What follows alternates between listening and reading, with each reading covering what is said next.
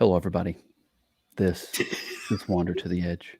And that's my impression of me as done by Zan's Anya? daughter, Anya. Yes, she's like, Yes. hello, everybody.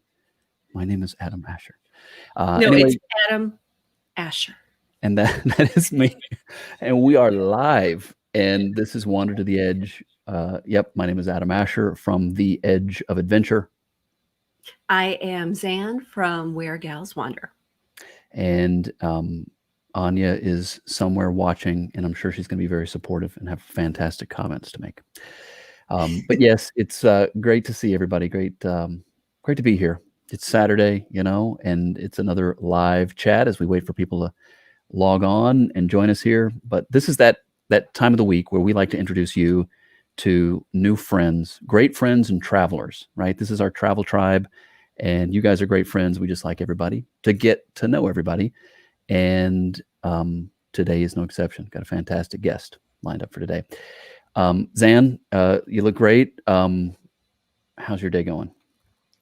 Well, my day is going awesome because speaking of friends, don't you have a big announcement that you're going to make? Oh, yeah. So we do have a lot of good friends, and you guys might have noticed that the following on Facebook was growing quickly, and we Really are quickly. I mean, my gosh, we started in April. Yeah, and it's really the result of just the sheer number of friends we have. I mean, it's not, we don't like to think of it as a following. It's, you guys are part of this travel tribe, and it's the friendship is what matters. Anyway, yes, I have a fantastic announcement to make, so I think I'm going to go ahead and make it right now. It goes like this.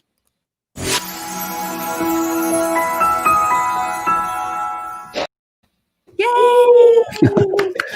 So we have reached 1,000 likes, followers on Facebook. And of course, you can catch this on YouTube and Twitter and on Facebook. But here on Facebook, it has really been growing quickly. And once again, in case you missed that announcement,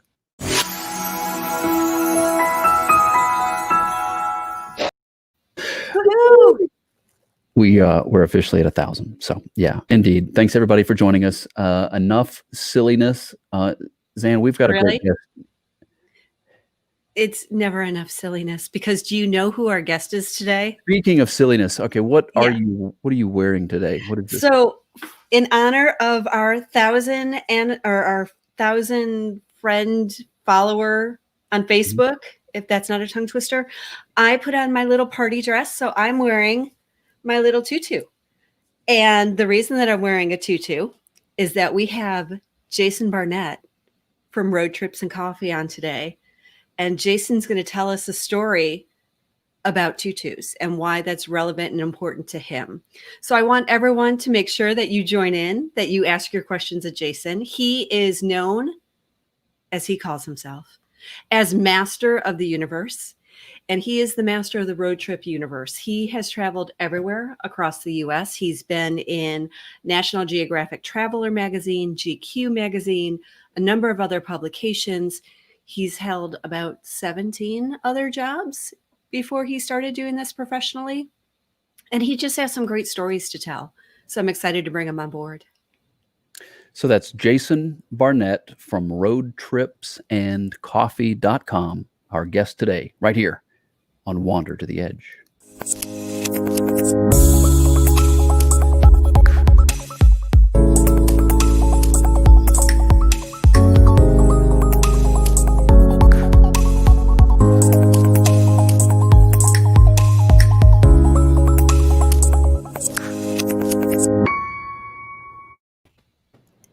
Jason, welcome to the program. Great to see you.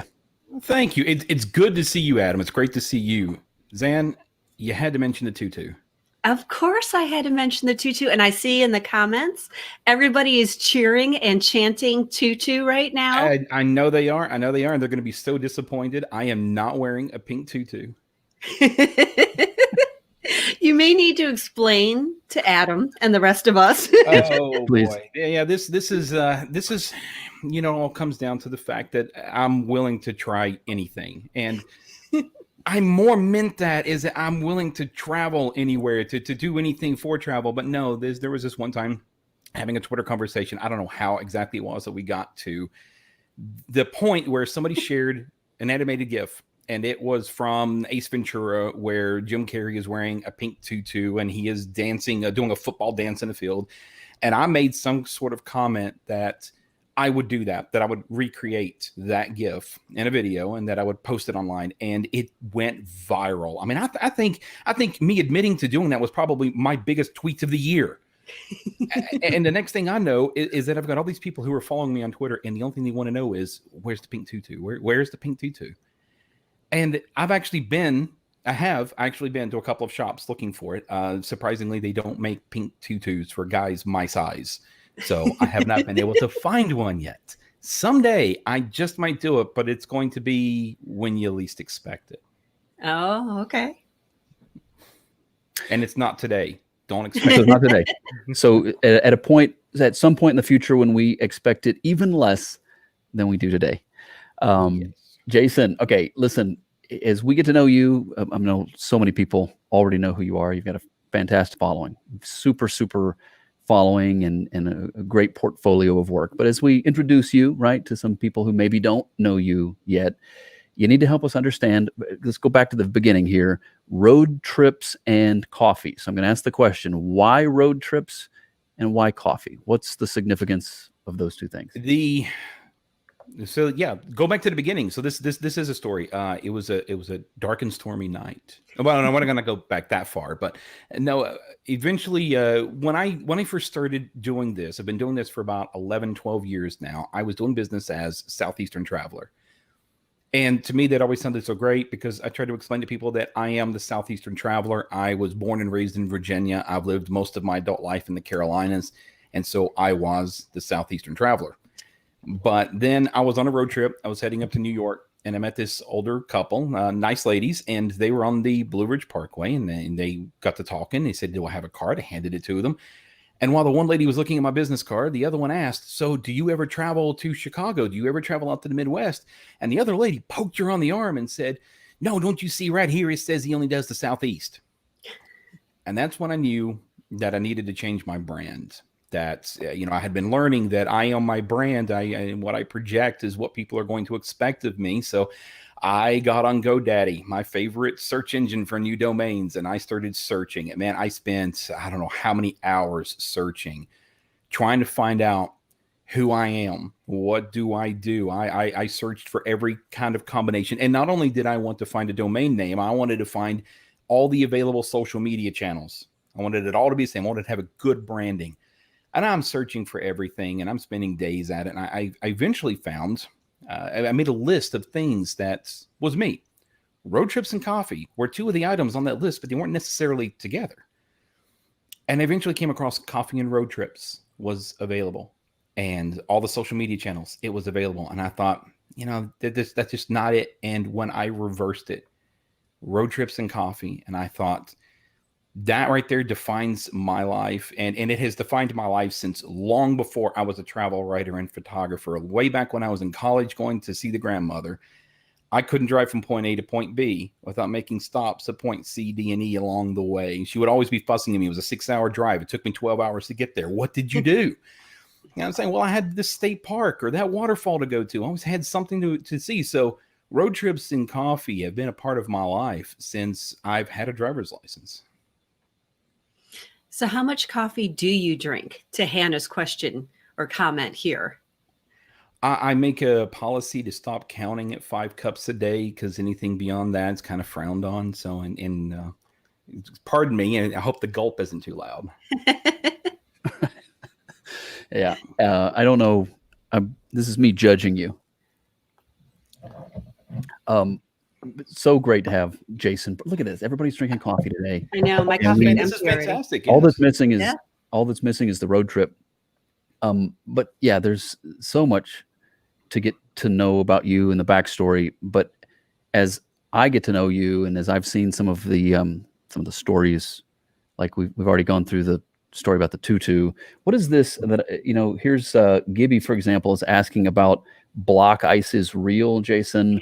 Why is somebody joining this chat to tell you that block ice is real? It makes no sense. What's going on?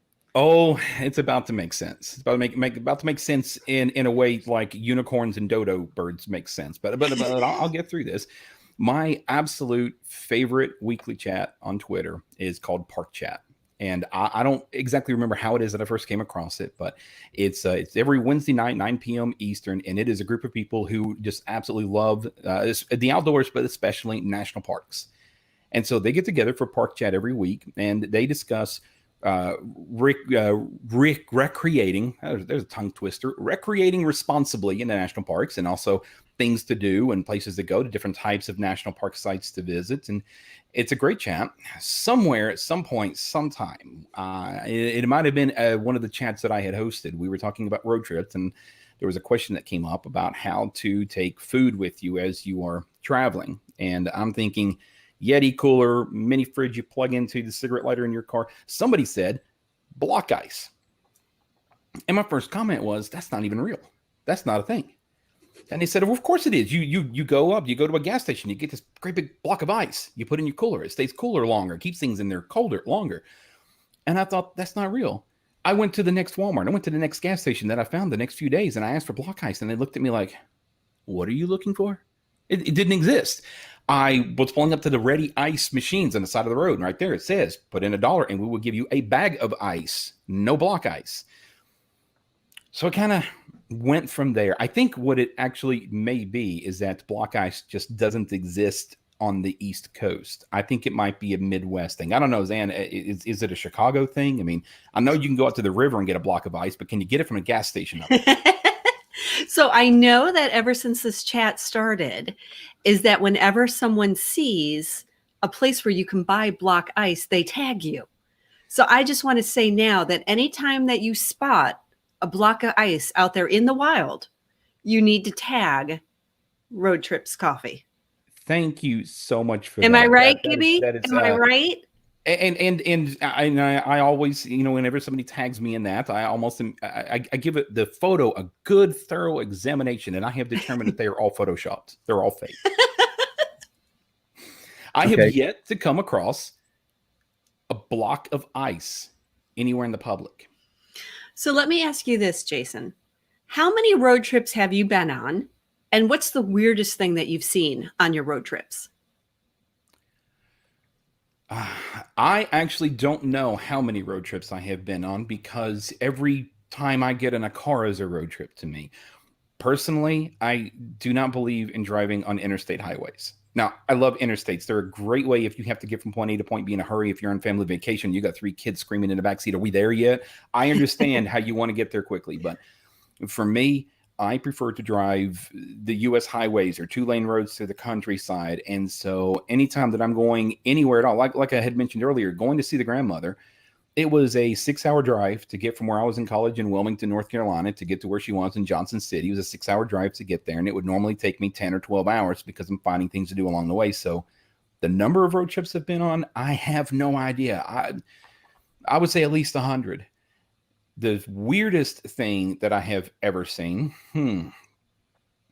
people can be weird things. People are strange things. Well, I was actually on a mountaintop in Georgia a few years ago. I was on a road trip, and this person was trying to start a conversation with me by telling me that there was going to be a solar eclipse that was going to last an entire month, and explained to me that it was the way the orbits were working, that the Mars and the sun were going to be lined up in such a way that the gravity of the sun was going to pull dust off of Mars, and it was going to wrap the Earth in a dust cloud that was going to last a month, and we weren't going to see sunlight.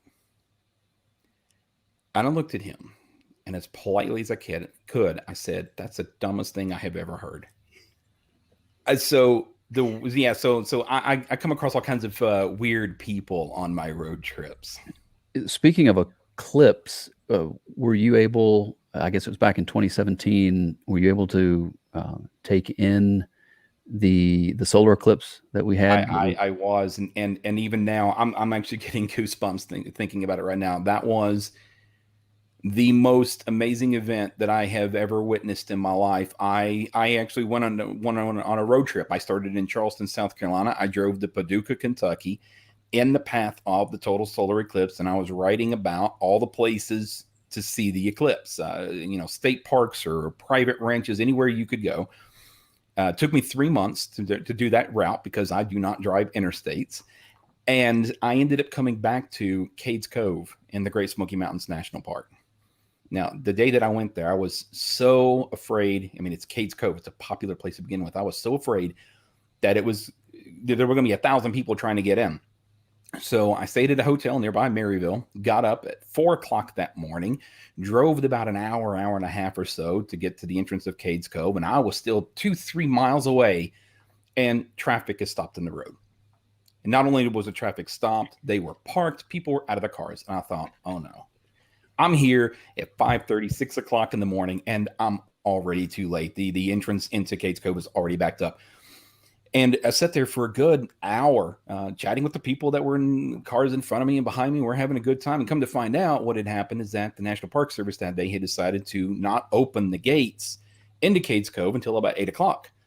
So I actually did it right. I ended up being about the 30th or 40th vehicle to go through the gates that day. And I had picked out this particular spot where I was able to park under a tree, and there was a great big open field in front of me, and pulled out a chair. I sat there all day long. I got there first thing in the morning. I think it was like 2 or 3 o'clock in the afternoon. I'm sitting there all day long. There's only about another 10, 15 people in the field with me. It was absolutely quiet, and just watching the sun all day long. About an hour before the solar eclipse, one single cloud starts to move across the sky, and everybody in the field held their breath for like an hour. Seriously, we held our breath for an hour because we didn't know what that cloud was going to do. Eventually, it went off on its way, and I got to see that solar eclipse in Cades Cove with not another sound anywhere. It was absolutely amazing. So I have to ask, was it a total eclipse of the heart? Total eclipse of my heart. I don't know about everybody else. Yeah. If anybody else gets that reference, that. Oh, it does. That was a good one. Thank you, Sam. Thank you. It really was. I also got to see it in North Georgia as well. So it was sort of at the lower end of. It wasn't right in the middle of what was optimal, but it might as well have been. I mean, I can't imagine it having been any more stunning or beautiful or eerie. That was absolutely an amazing experience. So yeah, and it goes by so quickly, but while it is, I mean, what's happening, of course, by this point, we all understand what's happening with that, but it's still so eerie that in the middle of a hot summer day, I think it was in August, it gets cool in the middle of the day. You get that weird kind of haze. I don't know. It's super awesome. So I'm glad you got to experience that. Listen, where did you go in North Georgia to see it? I think it was. I think we were probably in the Hiawassee area, somewhere in that neighborhood. Hiawassee. That's actually where I came across the most terrifying road I have ever driven. You must have gone it. Now, did you go up on a mountaintop or did you stay down in town? So again, I'm a little fuzzy on where we ended up because we drove up there that day and we kind of took the approach of we're going to find a place, and we ended up. I believe it was the. A state park or city park area in Hiawassee, if I'm not mistaken. And so it was kind of up on a little bit of a hill there. You may be familiar. I think it's the fairgrounds. That's like a campground. Fairground. That's actually, I was traveling in a camper van. So that's actually the campground where I spent a couple of nights. And that's how I ended up on the summit of Bell Mountain. And I almost don't want to tell this story because it was the most terrifying road I've ever driven in my life, and I drove it twice in 2 days. Why was it terrifying? So I'm going to make you tell the story. I know. I was kind of hoping that one of you were going to move on with something, but no, you want to hear this story. So Bell Mountain was this kind of like a folly way back. I think it was the early 1900s. A couple of guys, they bought the mountain and they started strip mining from the very top, and they tore the top of the mountain down. They clear cut all the trees and left it horribly scarred. They were looking for valuable minerals, and it didn't take them very long to realize there was nothing really valuable in that mountain, so they just abandoned it. And so the top of the mountain exposed rocks and boulders, trees can't grow back there, and so it was just kind of a scar on the landscape. And then sometime, I think it was about 1960s or so, a local guy bought the mountain and kind of just preserved it. The locals use that as the place to go watch sunset. It was one of those places where you had to have a four-wheeler or an ATV to be able to get up there to begin with. It was kind of exclusive to the locals. They loved going up there to watch the sunset over the lake, and it was a fantastic location. But when this man that had bought it, when he died, he left a stipulation in his will that the mountain was to be given to the local city government under the condition that they pave a road to the top of the mountain. They put an observation deck up there, and they open it so that everybody can enjoy it. So I had heard about this on my road trip through North Georgia, and so I decided to go and check it out. I'm in my camper van, and so this is a good sized van, but it was already pretty overloaded with weight to begin with because of everything that I had put into it. So I get on this road, and it is a one-lane paved road with about a 15, maybe 20-degree climb. And just for reference, if you're on an interstate highway, 10% grade is pretty good. That's where they tell truckers, use lower gears. This was a good 15 to 20 degrees, so much so that I was getting pushed more into the back of my seat than I was into the bottom of my seat. And I'm going up this, and there are switchbacks, and I'm sitting here looking at the switchback. I'm sitting here at the bottom of the curve, and just around the curve, I'm looking at my window, and the road's already 10 feet high. And it was like that all the way to the top. And I'm just thinking to myself, please, for the engine, don't tie me down. Don't let this be the point that my camper van says, you've got too much weight and I'm done hauling you around. And so I was white-knuckled, gripping the steering wheel all the way to the very top. Thankfully, he didn't pass anybody trying to go down, because I don't know how somebody would have gone up and down at the same time. But I get to the top, and they have paved the top with parking spaces. They have put 2 wooden observation decks, and you're standing up there, and it is an unbelievable view. You look in one direction, you can see Brasstown Bald. It's the highest point in Georgia. You look another direction, you can see, I think it's called Lake Hiawassee, far down below you. And I captured one of the most amazing sunset views up there. So it was an absolutely terrifying drive. It was almost as bad going down and riding my brakes the whole time. And it was so scary that I went back up the very next day. So we can find those photos on your website, and that is roadtripsandcoffee.com, correct? Yes. Okay. And we talked about how you used to be Southeastern traveler, and then you went through this whole existential experience about who am I? What do I do?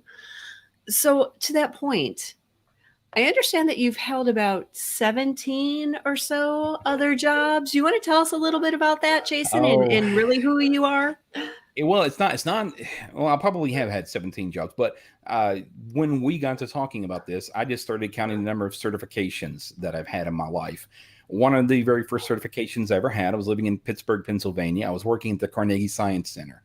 And man, do I ever miss that job. That was so much fun working there. I was one of the science presenters. And I worked in the Works Theater on the top floor of the building. The Works Theater was it was a circular theater, and it had these workstations around the theater where you could do different kinds of science shows. And so one show would be about light, and it would use lasers, and it was where I first learned the minerals that are actually used to make red, blue, and green fireworks.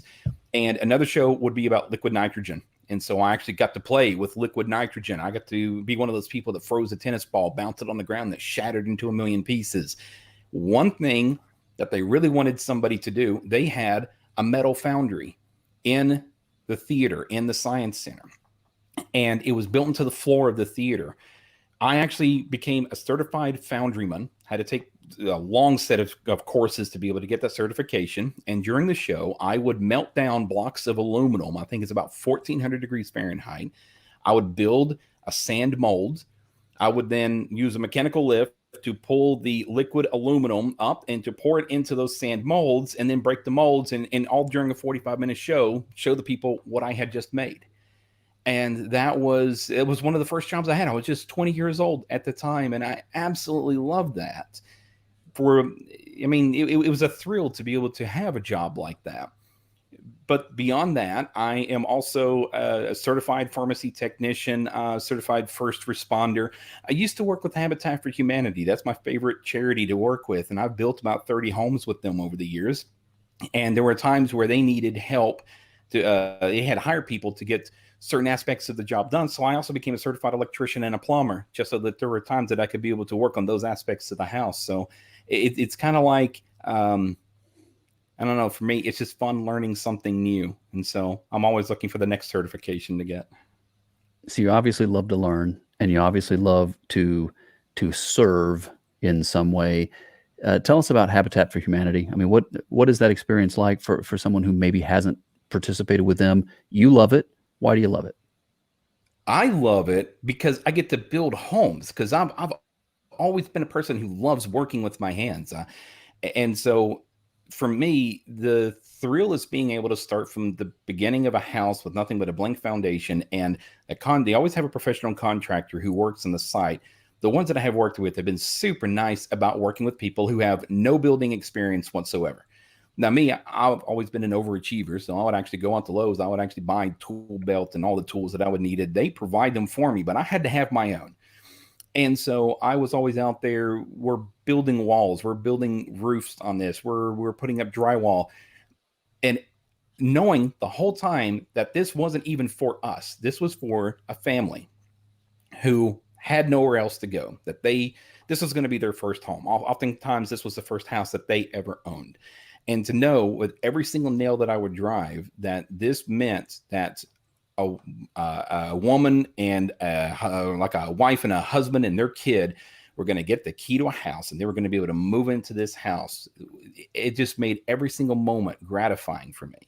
And for somebody who's never done it, they work with all skill levels of people. I mean, if you have the right teacher, it's not hard to build a house, and Habitat does a lot of building.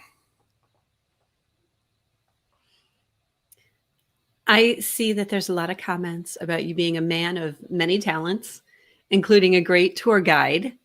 Lots of our friends from Twitter and Facebook and such. Yeah, so what do we have? So this is a comment saying, yes, my kids still talk about him walking around King Street in Charleston and finding some of the biggest pizza slices anywhere on the planet. I mean, I think, Jason, you're a guy that's had quite a few different types of adventures. Oh yeah, it's because I want to experience everything there is here. It's one of the things that I love about writing about road trips is that I haven't typecasted myself into just one thing. Like I don't just write about food or I don't just write about luxury travel. With road trips, it's literally anything you do while you're on a road trip. So I love exploring the history of places. So I'll go to the local museums and to find the local art. Anywhere that I travel, I always want to find the locally owned businesses. I mean, Cracker Barrel don't need me writing about them. Some local restaurant does. And so that's what I want to find. And so here in Charleston, I have really enjoyed getting out and finding the local businesses, and Upper King Street is a fantastic place where I have found the best barbecue. The pizza by the slice that I found was literally as long as my arm. It is a 14-inch long slice of pizza. And I have always wanted the excuse to go in there. They actually have these giant boxes sitting on top of the refrigerator unit in the restaurant where you can order a 28-inch pizza.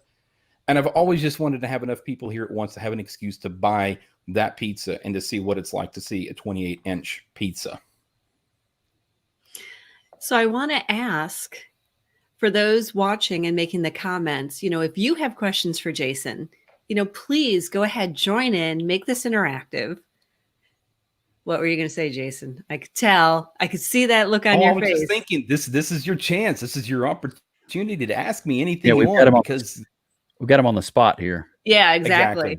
And unfortunately for me, I'll answer pretty much any question. Yeah. Okay, so here we go. So let's do it. All right, let's.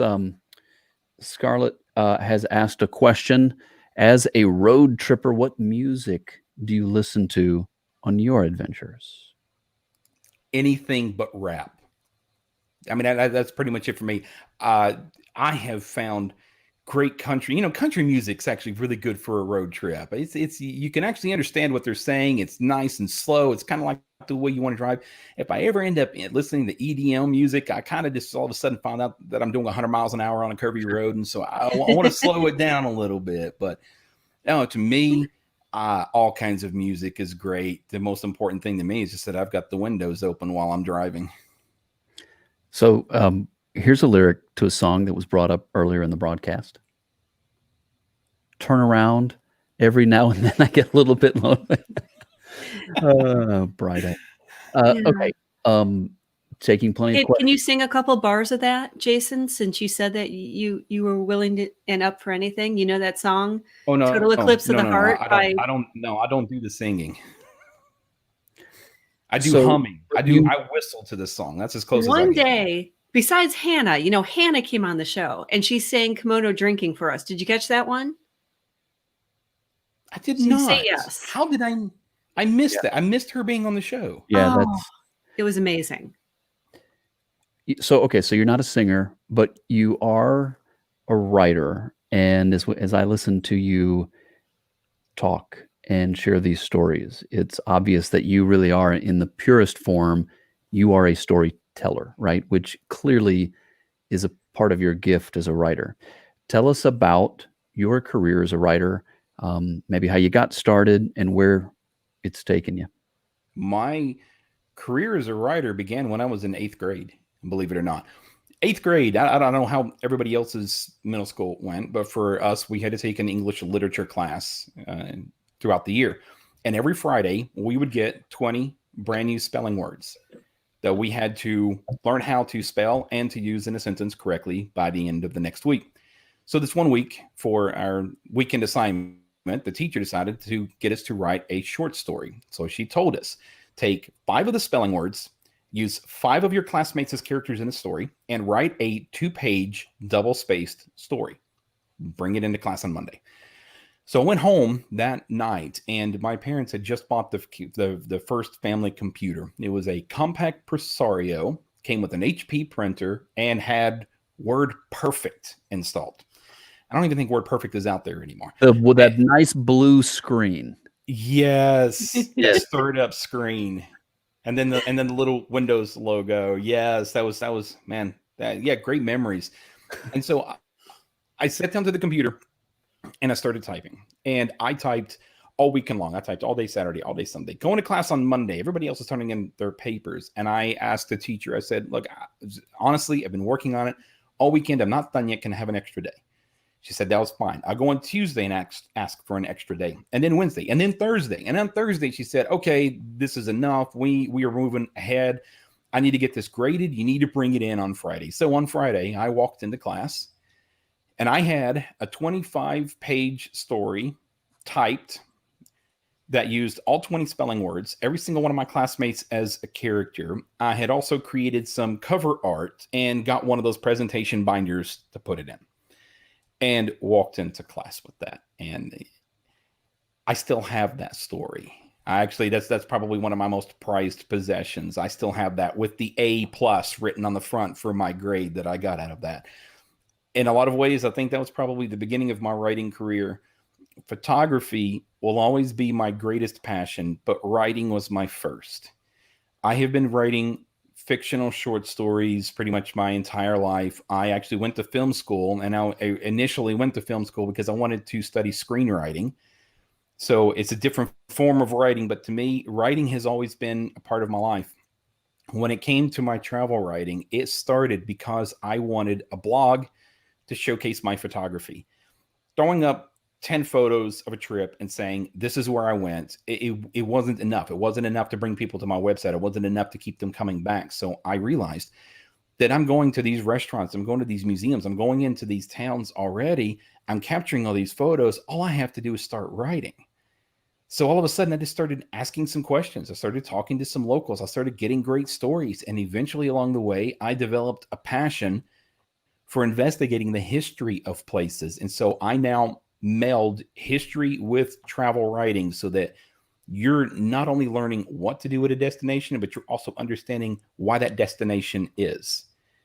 And throughout that process, people have started to take note. My website traffic is increasing. I'm starting to write the road trip itineraries. I put out one about every 1 or 2 weeks. And people, they know that they come to me that they're going to find something that they hadn't seen before. I know we have some questions about that, but before we get to Seema's question, you have to share, Jace, because it's a pretty big accomplishment, your typical visitor rate to your website.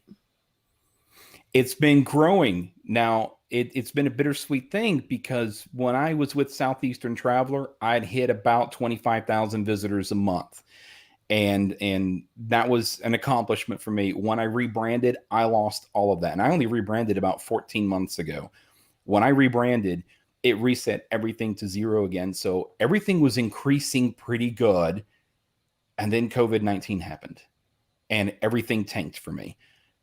But because I write about road trips and that has been such a popular topic now, my traffic has been going through the roof over the last 2 months. And for about the last 30 days, I'm hovering at around 38,000 unique visitors in the last month, which is the most I've ever had to my website before. So I could not be happier about that. Yeah. Congratulations. Thank you.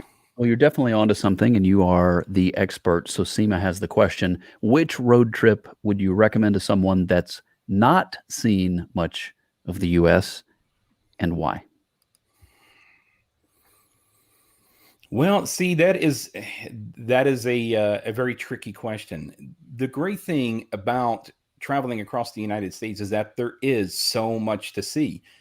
If you travel across the East Coast versus the Midwest versus the West Coast, you're going to see something absolutely completely different. And I wouldn't recommend doing a coast to coast road trip in anything less than 3 or 4 weeks. So it takes a while. It really takes a while to be able to see that. So what I would recommend is to pick a topic of what you want to see in the US, and then the road trip will come to you. If you want to see mountains, you can do an entire road trip across the Blue Ridge Parkway and the Skyline Drive in the Appalachian Mountains and see absolutely gorgeous settings.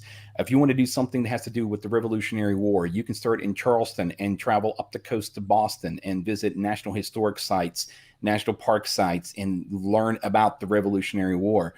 You could do a road trip through California, through Napa Valley, and learn about all of the wine history there. So I can't really recommend one particular route, but what I can recommend is figure out what you want to do and then pick your route.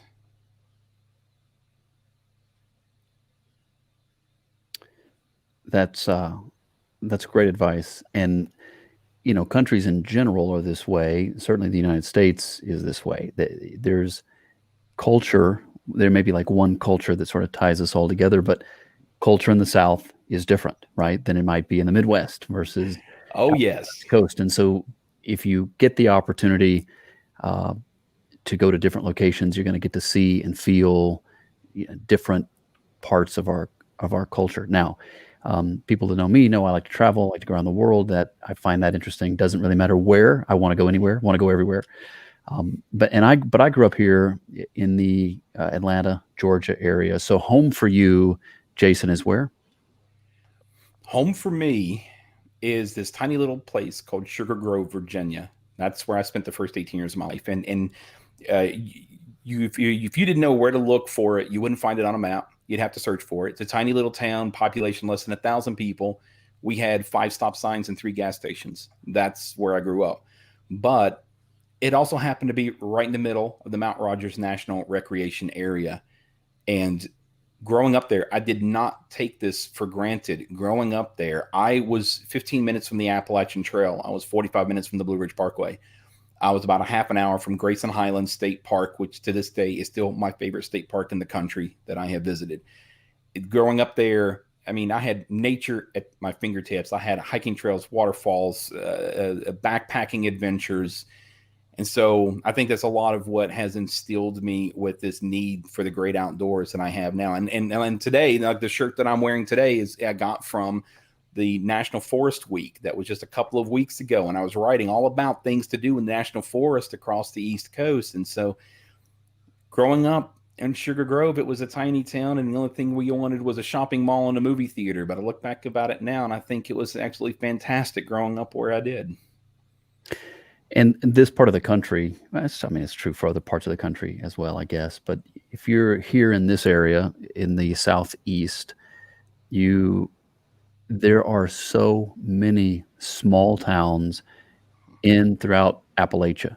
And I mean, you mentioned Cades Cove. That's I love that place. I love that place. And it is hard to get to. You have to kind of know where you're going and to get, but when you're there, it's a beautiful experience. I mean, there's history behind it.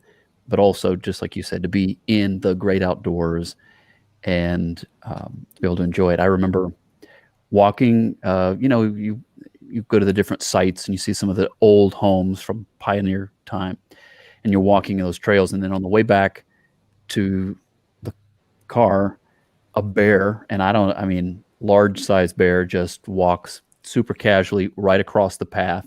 Mhm. Wasn't interested, didn't freak anybody out. We just kind of kept moving. But you are really in some of these areas. I mean, you're out in nature, right? So be careful out there and don't feed the bears. Don't So feed, don't pet, don't approach. Stay 150 feet away, or stay in your car if you have to. Yeah, I think the number of incidents of people getting too close to the wildlife, it's growing in frequency. People are taking more and more liberties with the wildlife, and they do not realize that this is wildlife. They will come after you. potentially very dangerous. And then the bad thing too, and I saw one of these, I think on Twitter, circulating some video of somebody feeding a bear. Even if that bear doesn't harm you and you manage to feed you, but you're developing an expectation in that bear that could hurt somebody else later down the line because they're going to approach people. So anyway, but I just bring that up because it is a great part of the country. So SEMA, if you get the chance, I think we can certainly recommend that you could take a road trip through Appalachia, and it would be fantastic. Okay, I'm going to go to another question here before I toss it back to Zan. This is a question from Gibby, right? Am I saying that right? Mm-hmm. And one of the reasons why I like this, look at there. You see that YouTube logo? That means this is coming to us from the YouTube feed, which is cool too. So the YouTube following is growing as well. So be sure you subscribe. We need subscribers over there. Here is Gibby's question. What is a road trip outside the Southeast that you want to take in the near future? I don't have the particular route chosen yet, but I really want to do my version of a coast to coast road trip. There's 3 different routes that I could go. I know that if you happen to be riding on Amtrak from Chicago to Seattle, that particular route is called the Empire Builder. And that seems to be a pretty scenic route across the northern U.S. Across the central U.S., of course, you've got Route 66. And then across the southern U.S., I've been thinking about something along the Gulf Coast going through Texas and that portion of the Midwest. To me, the road trip that I've wanted to do outside of the Southeast really just takes me from the East Coast to the West Coast. And people ask me all the time, why haven't I done that yet? Why have I not actually been west of the Mississippi River? And it's because I know that the way I travel, it will take me at least a year to get from the East Coast to the West Coast. And I don't think people realize that you mentioned your camper van. Like, how long have you been on the road? Like, what's the longest stretch of time that you've been on the road consistently? 6 months was my longest stretch. And that was actually about 2 or 3 connected road trips. But unfortunately, the camper van is gone now. I had to say goodbye to it. It was about last September. I had it for 3 years. I had done road trips. The road trip I did from Charleston to Paducah was with my camper van. I had driven from Syracuse, New York to Chattanooga, Tennessee in the fall with that van. I did the Natchez Trace Parkway. Been on a lot of great road trips with that, but the van was old. It started giving me more troubles than it was worth. So I have now done away with that. I have a little Honda HRV that is nice for the moment. I am biding my time, saving up the money. I want to get myself an SUV with a travel trailer. And as soon as I have that, I am back out on another perpetual road trip that, barred me parking it somewhere and hopping on a flight to come back to my parents' house for a holiday, I do not see my road trip ever ending once I start that. I mean, that's the way to live. That's the way Yeah. to live right there. And out in the part of the country where Zan lives, have been fortunate enough to take a little bit of a road trip from LA up to San Francisco. Highly recommend the Pacific Coast Highway, Mhm. Big Sur, everything on that trip. I mean, it varies. It's a fantastic experience. Highly recommend that, SEMA or anybody else. If you're out in California, if you go to LA, I mean, LA is great. A lot of people want to see LA for obvious reasons, very famous part of the country. But if you go north along the Pacific Coast Highway, you get to see a completely different side of California. It's amazing. It's beautiful. You've got the Pacific right there, especially in that section called Big Sur. Highly recommend. So if you haven't had that opportunity, everybody, you definitely should. And And the number one mistake that I have always seen from people when they're planning a road trip, when they're on a road trip, the number one mistake I see is they try to do it too fast.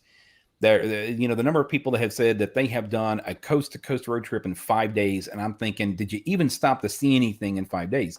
The number one piece of advice I could give to anybody is give yourself more time on a road trip. If you only have 3 or 4 days, 5 days at the most, drive a 50 or 100-mile road trip. You're going to be able to see more of the fantastic, you know, you're going to be able to find the local places to shop and eat, and the quirky attractions, national forest, national park properties. You're going to be able to explore more if you slow down and take your time. And as for myself, the reason why it always takes so long on my road trips is that I have a rule. My number 2 rule for road trips is no more than 100 miles per day. you know, I think that is great advice. I know there have been times where I've tried to see too much, right? You plan the trip, you're going to be gone a week, and then you think, well, I'll be able to start here, go here, we'll do all this. And okay, I mean, you mean well, but you're absolutely right. I think you need, if you don't take it slowly, or you don't take the time to enjoy it and get to know and not be rushed, right? Then you're kind of cheating yourself, because it's a big, beautiful world out there. And thank you to everybody who is letting us know that they've subscribed to the YouTube channel. That's great. We want to get that the followership over there. And Scarlett says, also coming from YouTube, she says she's done the cross-country road trip over 20 times, and there is so much to see. All right, well, we're closing in on the end of our time here. I do have another question. Zan, I'm going to talk. I've been doing a lot of talking here, which is kind of unusual. Just kidding. But toss it to you, Zan, if anything on your end. But I do have the one final question that I've got to ask, if it's not one that you ask. Well, I'll let you go ahead, because I know Jason has a couple questions too, and I'm curious to see what they are. So, oh, Jason has questions. Okay. Yeah. Well, then let's do it this way. First, tell us, what is the golden rule of road trips? For me, the golden rule of road trips is no interstate highways. Like I had already mentioned earlier, interstates are a great way if you need to get from point A to point B fast. But the only thing you're going to see from an interstate highway is a Bojangles and a truck stop. If you really want to get out there on a road trip and you really want to find things like the covered bridges and the Guinness World Book record of biggest sweet tea pitcher in the South, you're going to have to get off the interstate, and you're going to have to take U.S. highways are a great alternative. Oftentimes, they're 4-lane divided highways. They're usually better maintained than state or county roads. So they're still a great and safe way to travel, but you're going to be able to see more along the way. So my golden rule, no interstates. I like it. All right, Master of the Universe, hit us. And see, the thing is, you never even asked me, why am I the master of the universe today? I mean, I don't know if I want to know the answer. I think it's obvious, so that's why I didn't bring it up. Okay, well, I like his answer. We'll just go with that. No, but the one question that I really have, I've really got to know this, and you may have told this story before. I got to know, Adam, tell me the story of your epic beard. Wow. Okay. You just stop shaving and see what happens. That, thank you. It's starting to turn gray. Which when now I've got the natural highlights, so I have to make sure that Those are wisdom streaks. they are. They're Yeah. just, I don't know. Hopefully it's wisdom. But yeah, okay. So the real story is just, I would say, went through a time in my life where I kind of reinvented myself, and this is the look you're looking at here is really the result of the second half of my life. I mean, if you were to look back at some of the earlier pictures of me, you'd see a clean-shaven, short hair, suit wearing, baby face guy. And that's who I was. And I mean, not that there's anything wrong with that, but that was that part of my life. But had the opportunity, felt the need, and I think many of us can identify with that.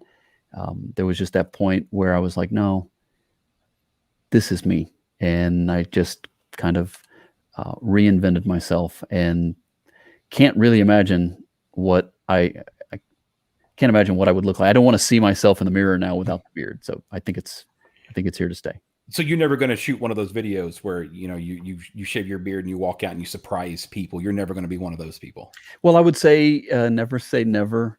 But it would really, really, really have to be important. Like there'd have to be something really important behind it to make me want to do that. Because I think actually, and anybody who has lived a long time with a beard probably understands this, but you'll even have like you can wake up and have a dream that you shaved, and it's almost like a nightmare. You're like, oh my God, what am I going to do without the beard?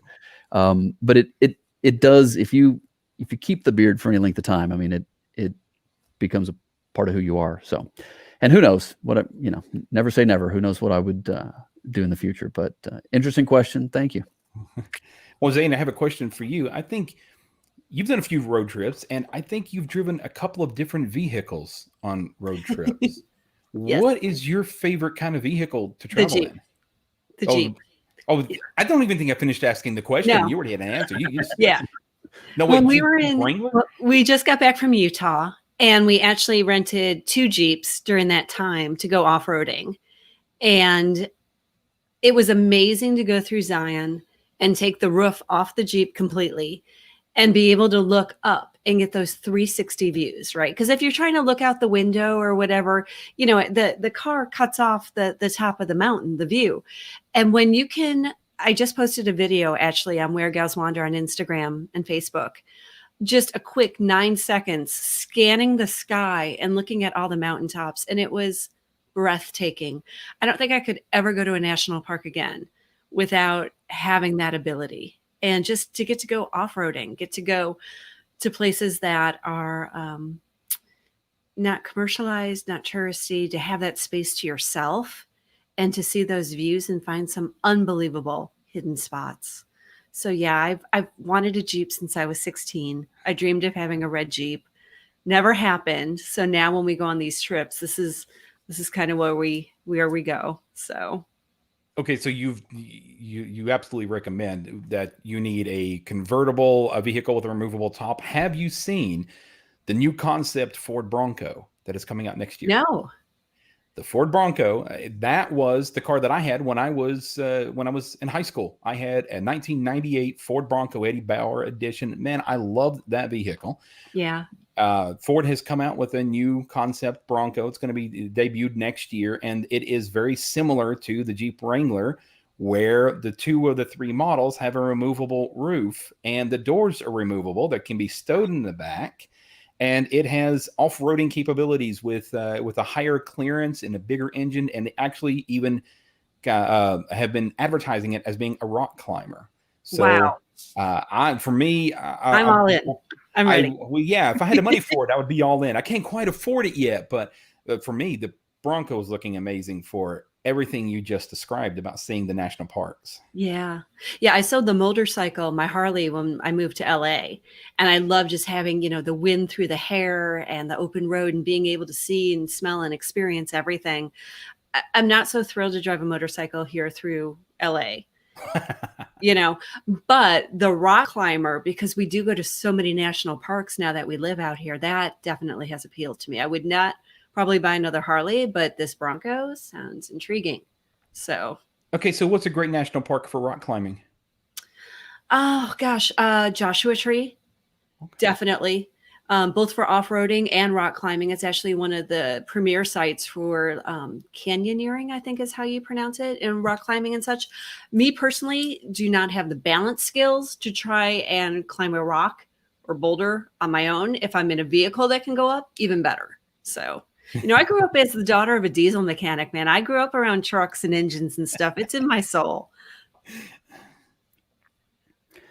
Well, we have had the pleasure today of having Jason Barnette join us for Wander to the Edge. Look him up online at that website of his, the one that's getting all that amazing traffic. So don't be the one left out. Don't be the one who hasn't gone to his website. Okay? It's super popular. You need to go check out roadtripsandcoffee.com. You can look Jason Barnette up on any of the social platforms across the board by looking up at Road Trips Coffee, whether Twitter, or Instagram, or Facebook, or Pinterest, or any of that. And as you can tell, he's a great storyteller, and you need to check out his photography. You need to check out his writing. I mean, we didn't even talk about this, but I think your photography has been in NatGeo Traveler, in GQ. So we're talking high-end professional level stuff here. It's been used. South Carolina Tourism has used it for a few years now. Like I said, photography will always be my greatest passion. So I actually just came back from 4 days in the Great Smoky Mountains National Park. So I'm going to have a lot of great photos to post in the next few weeks. Well, we're looking forward to it. And again, we appreciate you taking the time. We appreciate who you are and just how you are as this great storyteller, super approachable, fantastic guy, kind of cheering us all on to get out there, take a great road trip, find a great cup of coffee, and experience life in this big, beautiful world that's out there. Our guest today on Wander to the Edge, Jason Barnette. And again, look him up at roadtripsandcoffee.com. Jason, thank you so much, man. Awesome to thank you for having me on Wander to the Edge. This was great. Adam, play the video one more time. You want to see the video one more time? Okay, I'm also watching the clock here. Let's see. I know.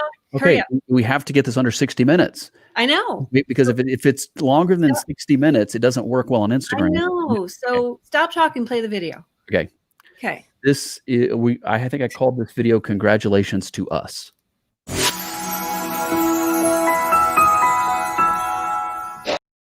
Yay! which really can also be known as thanks to you, because without you guys following us and commenting and sharing and being a part of this experience, then it's all for naught. But thank you all. We love and appreciate you. Have a great Saturday. Join us again next time for Wander to the Edge, Saturdays, 2:00 Eastern in the U.S., 11 Pacific. And we're going to start figuring out what that is Greenwich Mean Time, because we have so many people following us around the world. So I forget how far behind UTC we are right now. But anyway, guys, have a wonderful afternoon. Appreciate all of you. Join us again next time right here. For what, Zan? Wander to the Edge.